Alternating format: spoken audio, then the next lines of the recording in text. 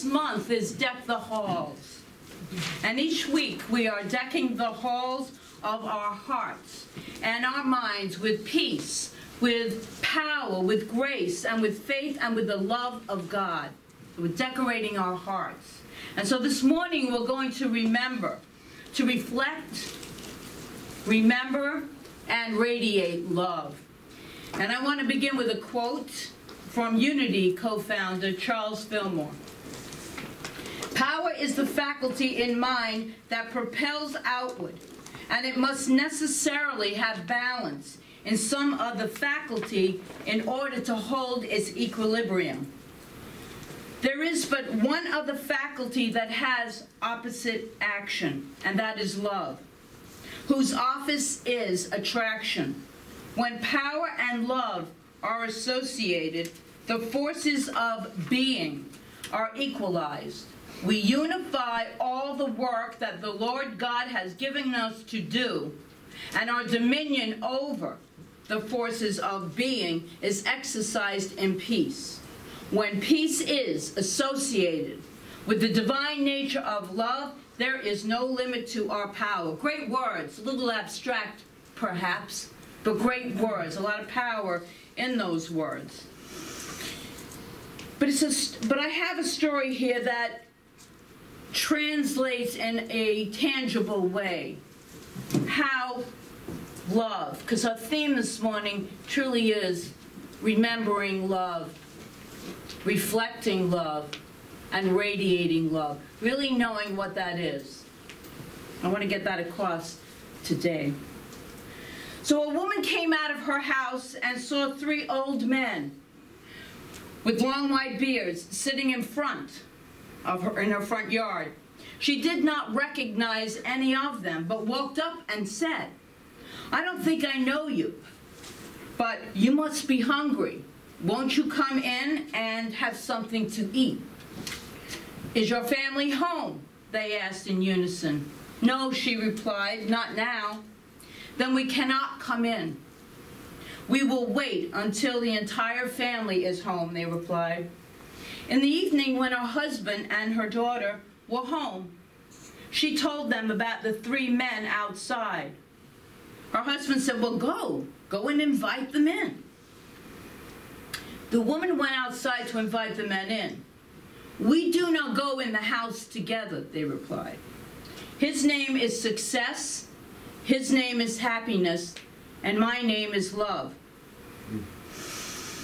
Now, you can only invite one of us in. So go inside and discuss this with your family." So the woman went in and told her husband what was said, and her husband said, he was overjoyed. He said, "How nice, we could use some success in this house. Invite Success in." And his wife disagreed. "My dear, why don't we invite in Happiness? Happiness is the most important thing there is." Their daughter was listening and jumped in with her own suggestion. "Would it not be better to invite in love? I would love for our home to be filled with love." The woman went out and said, "Love, won't you please come in and be our guest?" With that invitation, Love got up and started walking toward the house. And much to the woman's surprise, the other 2 men followed. And the woman, surprised, said to Success and Happiness, "I only invited Love in. Why are you coming?" And the old men all replied together, "If you had invited Success or Happiness in, then the other 2 of us would have stayed out. But since you invited Love in, wherever love goes, we follow. Because where there is love, there is also success and happiness. Where there is love, there is also success and happiness. No greater quality could ever be expressed than love." And I know a lot of us really, not a lot of us, but maybe some of us, don't really know what that love is. Maybe we have our hearts covered up. Maybe we have it dimmed down. Maybe we just never learned what truly loving someone unconditionally is. So we're going to talk a little bit about that today, but this is the reason that we come here this morning, to remember and to reflect on love so that we can radiate it. Remember, only love can give love. So if you don't have a connection with the love in your heart, in your very being, then it's very hard. In fact, it's impossible to give away. And that is what the man whose birth we celebrate in just a few days is all about. Of course, Dale Allen Hoffman was here last week, and I just heard we were acknowledged in the foreword, thank you, David, of his book, Joyful Gathering Spiritual Center. It's kind of special. Yeah, really cool. So he would, disagree on the date of Jesus, but we're going with the concept. We're going with the concept of this man that came to this planet to teach love, to be love itself. And so in a few days, we're about to celebrate that holiday. And he was truly all about living from love, if you take his pure teachings. And he was about radiating that love. He showed love wherever he went. Many respected scholars agree that Jesus made no claim to be the personal way to salvation. He didn't say, follow just me, the man, Jesus, and you will be saved. He wasn't starting a religion. He was teaching unity. He was teaching new thought. He was teaching that the Father and I are one. He was teaching love. That's what that man was teaching. Others developed a whole philosophy and religion around it. Stephen Michael, in his book, The Gospel According to Jesus, wrote, I like this, "We can't begin to see who Jesus was until we remove the layers of interpretation which the centuries have interposed between us and him, and which obscure his true face like coat after coat upon the vibrant colors of a masterpiece. The portrait of Jesus that emerged from the authentic passages in the Gospels is of a man who emptied himself of the mental trappings and spiritual baggage that separated him from the true spirit of life. His trust in God was as natural as breathing, and in God's presence, he himself was fully present. In his very language, he reflected God's deep love for everything." This is all from this Stephen Michael. "That is earthly, for the sick and the despised, for the morally admirable as well as for the repugnant, for the weeds as well as the flowers, for the lions as well as the lambs. He taught that just as the sun gives light to both the wicked and the good, and the rain brings nourishment to both the righteous and the unrighteous, God's compassion embraces all people. There are no preconditions for it. Nothing we need to do first. Nothing we have to believe. When we are ready to receive it, it is there. And the more we live in its presence, the more effortless it flows through us." When Jesus was born, there came upon the earth an individual who wanted to teach us what religion is supposed to be.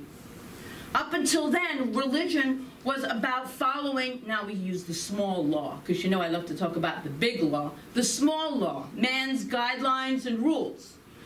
That's what it was about. And this man came in all of his beautiful rebellion, and taught love.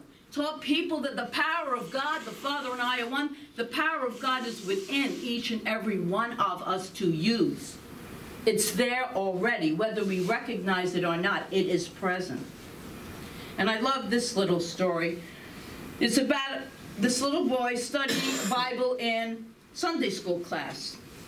He was very upset by a story in the Old Testament. It could be very scary, some of those books. But it's a little boy learning about the Old Testament, where a man was gathering sticks on the Sabbath, and God said through Moses that the man must die for violating the rules of the Sabbath. So the people took him outside the camp and stoned him. In the loving way that they did in those days. Still doing it today, but anyway. That's why that song was so beautiful, David. When this little boy's class got together again to study the New Testament, a few Sundays later, the little boy heard the story of the Pharisees coming to Jesus to complain that the disciples were picking corn on the Sabbath. And God said through Jesus, the Sabbath was made for man, not man for Sabbath. At that point, the little boy cried out, boy, God sure got nicer in his old age, didn't he? So, you know, we can read these books, and that's all fine, that's all good. But what we're really here today and every day is to really talk about that love in our hearts. And you know, as Barry so beautifully opened up, he must have seen my talk, his opening, there are times when we go through life and we don't feel that love. Something takes place and something happens in our lives. Like me, maybe right before you go to bed, you get a phone call that's kind of unsettling. So I'm here to do the work of deepening into the love in my heart with you while I'm going through these things in life. Because guess what? These things in life will continue to take place. They don't go anywhere. They're there to teach us. Sometimes we want to say, enough, I learned. But obviously, it doesn't work like that, because we're all doing this together. This is one race, the race of humanity, and we're all here together. But the point is that that love is present. And we can know that even when we are going through trying and challenging times, even when stuff comes up, we can still know. We're not whitewashing the stuff. We're not sugarcoating the stuff. We are recognizing it and embracing it for what it is and knowing that it's changeable. But that love within us is changeless. It is our eternal truth. That is the greatest gift that we could ever hold. So if our hearts feel closed down, covered up, dimmed in any way, don't despair. Because that love, that divine love, is the truth of who each and every one of us is. Each and every one of us is a spark of the divine.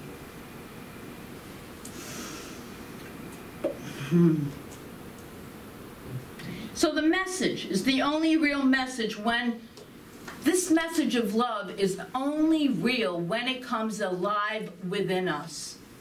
When we can really practice. This is what these 7 beautiful practitioners now, new practitioners, are dedicating their lives to, and our current practitioners, to be the love, to be the healing light of this planet, because we sure need lots of healing light. We need lots of people holding the light for those who cannot do it themselves at this time. We can know that that light of God is the truth of who they are, even if they can't see it. We can hold that for them. We can hold that for them, even when we're going through sadness, despair, unsettlement, whatever it is. So John Walcott Adams wrote, when you generate love consciously, it becomes in you like a mighty steam locomotive. It makes you powerful and propels you through life down a more direct path and keeps you on course. It goes before you, making your way happier than you might have imagined. And it follows behind you, leaving in its path many happy memories and hearts that glow with its beauty. It is strewn like rose petals, to be picked up by those on the same path. Like the fragrance of the rose, love influences everything it touches and makes the lives of those who breathe in its sweetness more beautiful and worthwhile and richer and brighter. Science of Mind founder Ernest Holmes, in this thing called You, page, 144, wrote, Oh, no, we're not doing that. I skipped right over it. Okay. But we do have something special from Ernest Holmes. It was given to me by another minister, and it is a letter that Ernest Holmes wrote to wish everyone a Merry Christmas. So this is Ernest Holmes' Christmas letter, which is kind of cool and special and loving, all rolled into one. Could we use a little love and specialness rolled into one? Yes. Clap, clap, and clap. You can. So we're going to get it, too. I have something we're going to all do. So we're going to get it. We're going to give it, and we're going to get it. This is all in the law of circulation. So this is what Ernest Holmes wrote. Christmas is for remembrance. The love manifested through our gifts to each other typifies the offer of life and the givingness of spirit to its creations. The hands of the eternal are outstretched through our hands, and the heart of the infinite beats in the human breast. But the giver must give of himself, for the gift without the giver is bare. It is not then in lavish gifts that we find true giving, but in the sweet simplicity of remembrance, in the kindly thought, the tolerant mind, and the gentle act. Love alone can give love. Sympathy alone can sympathize, and only goodness can really do or be good. He continues, the one who gives for reward does not give at all. He seeks to bargain, to trade for spiritual gifts. Hence, he senses a loss in his own giving and finds no completion through the act. But he who gives half his food to the hungry feels justified and is warmed by a real sense of comradeship. He has established an actual unity between himself and other offspring of creation. Great causes succeed when there is a givingness of humanity to humanity. With the check must come the one who wrote it, his interest, his enthusiasm, his love. The check must be a symbol of his desire to impart of himself. Then it shall multiply its benefits and do good. Charity is cold, but love is warm. When the heart speaks to the heart, a divine conversation has taken place, a heavenly discourse. Each of us has something to give. Let us each see that he gives his best. If we are bringing our gifts to the altar of love, nothing less than the best will be acceptable. Nothing less than all is enough.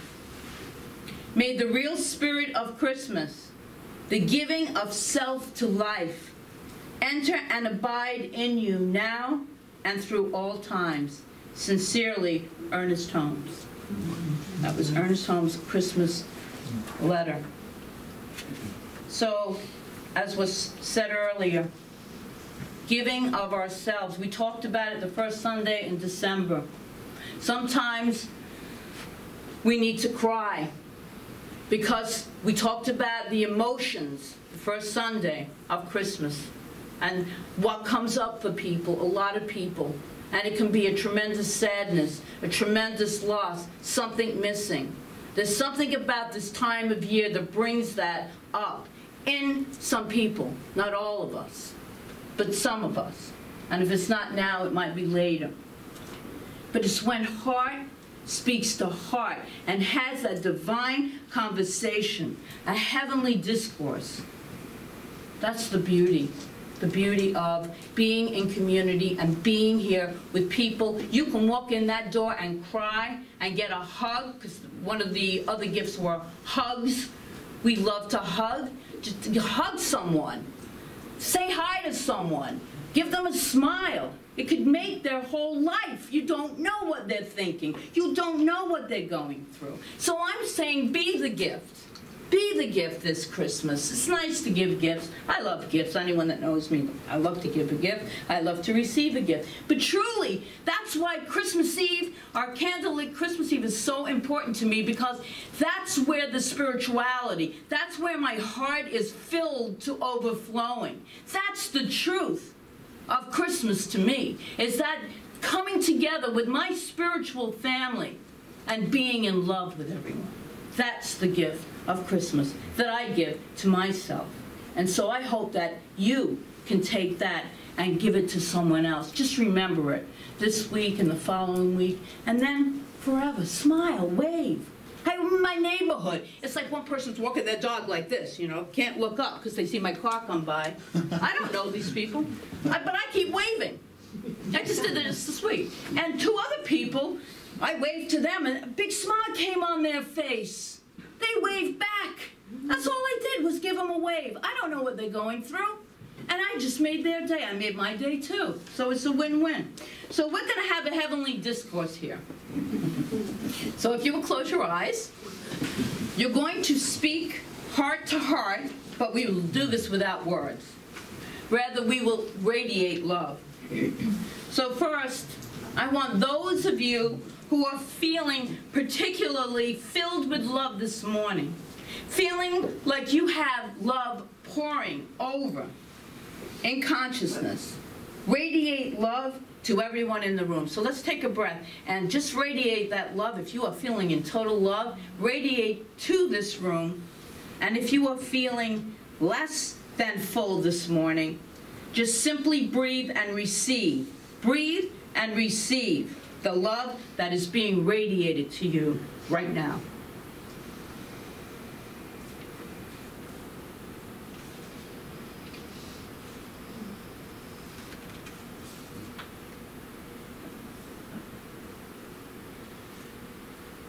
And switch roles. Those who receive love, you can now send it. And those who sent love, receive it. Just take a breath and just...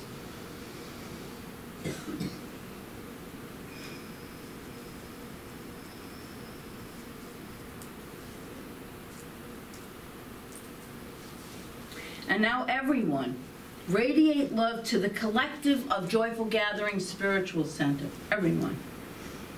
Open up and feel yourself receiving this love from the collective Joyful Gathering Spiritual Center.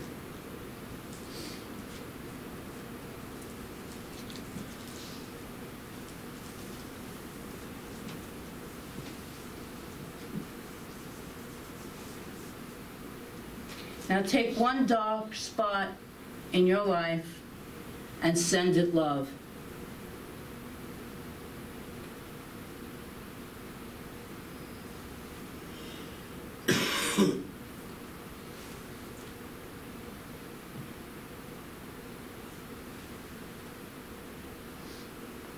Then feel universal love rushing back to you. Be in that receiving mode. Breathe it in.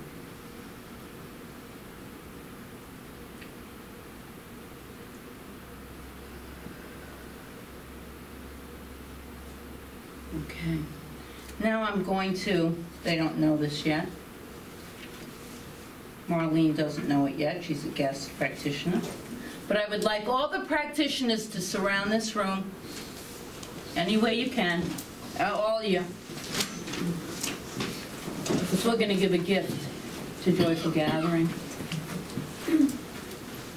And so we're going to do a group treatment, a group affirmative prayer about the love and the light and the joy that each of these people here experience right in this moment. So let's out loud and nice and loud. This absolute knowing. Thank you. Right. Fully in the infinite love of God is present right here, right now. Each person, each one, so far,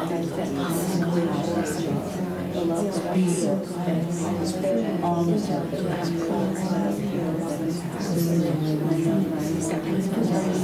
life present completely and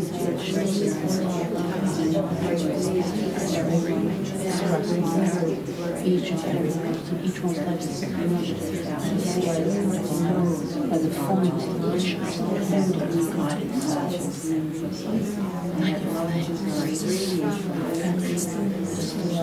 Life, glory,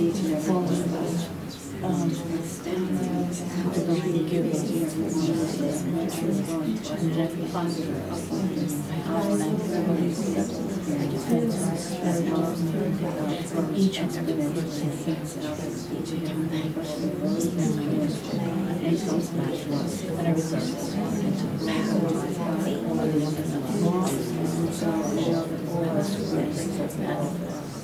and complete healing is occurring right now.